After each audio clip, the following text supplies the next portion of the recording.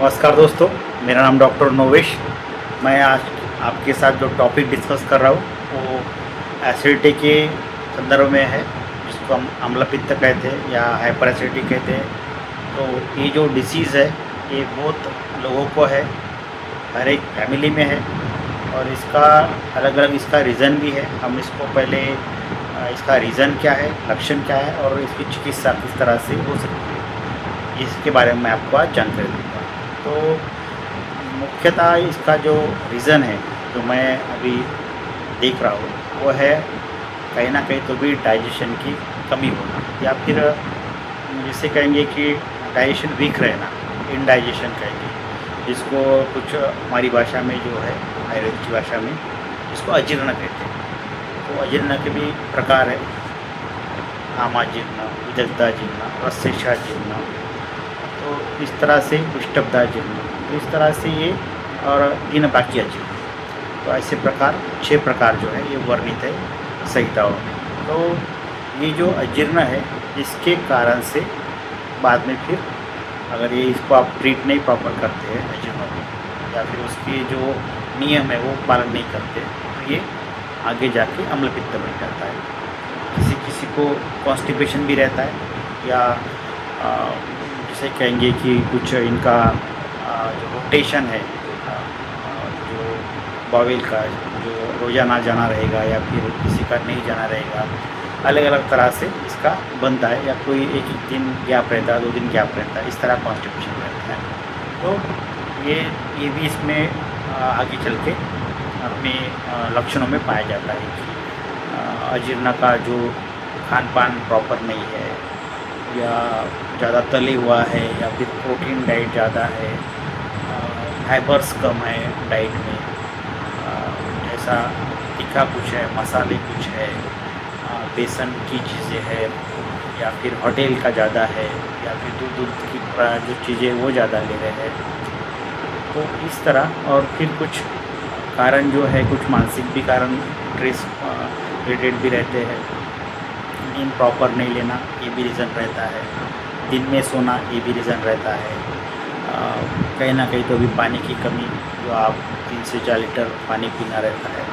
तो मैं हर एक पेशेंट को लिखता हूँ कि आपको 3 से 4 लीटर पानी पीना है 24 घंटे में, आपको इतना आपका इंटेक होना चाहिए। निद्रा जो है 6 से 7 घंटे की होनी चाहिए, दिन में सोना नहीं है। लेफ्ट करवट पे आप सो सकते हैं लेकिन वो भी 15-20 मिनट के लिए, अगर दिन में आपको सोने की आदत है तो, लेकिन बाकी सोना नहीं है दिन में। और चिंताग्रस्त नहीं रहना, चिंताग्रस्त रसवाहिनी दुष्यंती चिंतनां च अतिचिंतनात्, ये श्लोक है, तो आपको ये नहीं करना है। और फिर जो श्लोक है आम का, जो श्लोक है अविपक्वम असंयुक्तम दुर्गंधम बहुतीक्ष्णम धनम सत्वगातानाम आम इत्य अविधीयते, तो इस तरह का ही आम का श्लोक है। तो आप उतना नहीं सोचिए, बस इतना ही सोचिए कि आपका आहार जो है वो टाइम पर रहना चाहिए। ऐसा नहीं कि कभी आपने 10 बजे खा लिए, कभी 11, कभी 12, कभी 1 बजे दोपहर का, कभी फिर रात का, कभी 8, 9, 10, 11, ऐसा नहीं। जो भी आपका टाइमिंग रहता है वो आप अपना टाइमिंग फिक्स रखिए, ताकि जो अगर आप टाइमिंग फिक्स नहीं रखते हैं तो फिर ये गड़बड़ी करता है, ये पचन नहीं करता है।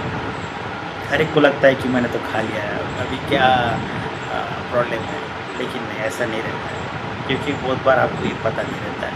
लेकिन मेरा जो मैंने पढ़ाई की है, जो मैं प्रैक्टिस करता हूँ, मैं मेरे स्टूडेंट को भी बताता हूँ, तो उसी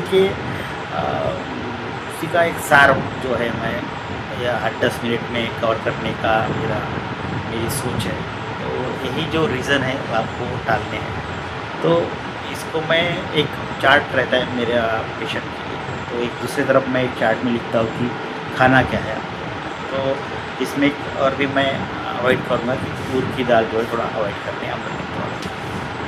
और इसमें एक टेस्ट भी करते हैं ई कोलाई कि इसमें, तो इसको भी आप देख सकते हैं। H pylori, sorry H pylori कहना है, ई कोलाई नहीं, एच पाइलोरी, हेलिकोबैक्टर पाइलोरी करके है। तो इसका भी इन्फेक्शन अगर पेट में है तो भी अम्लपित्त हो सकता है। और मैं तूर की दाल को भी अवॉइड मानता हूँ या करता हूँ, क्योंकि वो उष्ण गुणात्मक है। तो लेना क्या है, तो गेहूँ है, ज्वार है, हरी सब्जियाँ है, पत्ता गोभी, फूल गोभी, पालक, मेथी, इस तरह की सब्जियाँ, या इसमें फिर आप जो जिसको हम कहेंगे कि सोजी या फिर रवा जिसे कहेंगे, कि उसका आपने नाश्ते में शेवया जैसा है, या उपीट है, या उपमा है, या शीरा है, इस तरह से। तो मैं ये इनको खाने के लिए बोलता हूँ अम्लपित्त वालों के लिए। और जो फॉलो करना है तो वो है, इसमें कुछ मैं ऐड भी करता हूँ कुछ पेशेंट के लिए कि आपको प्राणायाम करना है, अनुलोम विलोम प्राणायाम है, या जो भी आप शुरुआत कर सकते हो, शुरुआत कीजिए प्राणायाम को। घूमना फिरना रखना है आपको, ऐसा नहीं कि आपने घूमना फिरना ही छोड़ दिया या प्राणायाम किया या योगासन ही छोड़ दिया। तो एक एक्सरसाइज का भी पार्ट आपको अपने दिनचर्या में रखना है। ये कब तक रहेगा, तो मैंने पेशेंट को सीधा कह दिया है कि ये आपको उम्र भर ये करना है। ऐसा नहीं कि दवाई चल रही है इसीलिए आप ये कर रहे हैं और दवाई के बाद में इसको छोड़ देना, ऐसा नहीं। दवाई रहे या ना रहे, आपका जो रोटेशन है, आपका जो दिनचर्या है, ऋतुचर्या है, रात्रिचर्या है, इसका पालन करके आपको ये करते रहना है। और इसके लक्षणों में जो पाया जाता है कि रेट्रोस्टर्नम जो है इस रीजन में बर्निंग सेंसेशन और बेल्चिंग रहती है, डकारें आती है, खट्टी डकार आती है, या अम्ल कटु भी डकार रहती है, तीखापन जैसा गले में आना, और डाइजेशन प्रॉपर नहीं रहता है, नोवेल जिसे ब्लॉटिंग कहेंगे कि ज़्यादा ऐसा लगता है गैसेस ज़्यादा फॉर्म हो रहे हैं, और पेट में कहीं ना कहीं तो भी दर्द रहता है। तो ये सभी चीज़ें पेशेंट में पाई जाती है। और करना क्या है, अभी मैं आपको पहले ही कहा कि आपको दिनचर्या ऋतुचर्या आप ठीक करवा दीजिए। उसके बाद में अगर आपको लीवर के संदर्भ में कुछ तकलीफ हो तो उसके लिए भी आपको कुछ दवाई ऐड करनी है आपकी इसमें, जैसा कि पुनर्नव रहता है, भृंगराज रहता है, माका जिसे कहते हैं, या फिर भूया मलकी रहता है। तो इस तरह के कुछ प्लांट्स है, ये भी आप अपने अम्लपित्त के जो भरड़ रहता है जिसे कहेंगे जवकुट या यवकुट कहेंगे, इसको करके इसका काढ़ा पीना सही रहेगा, काढ़ा सही रहेगा। और कुछ अगर इंटरनल अगर कुछ लेते हैं तो बहुत सारी दवाइयाँ हैं, जैसा अम्लपित्त में जो है कई का जैसा, या फिर सूत्रशेखर है, आरोग्यवर्धिनी है, गैरिक है, एस्टिमोटिव है, शंकर है, कुदंती है, प्रवाल है, कामदुदा है, इस तरह से बहुत सारी दवाई है।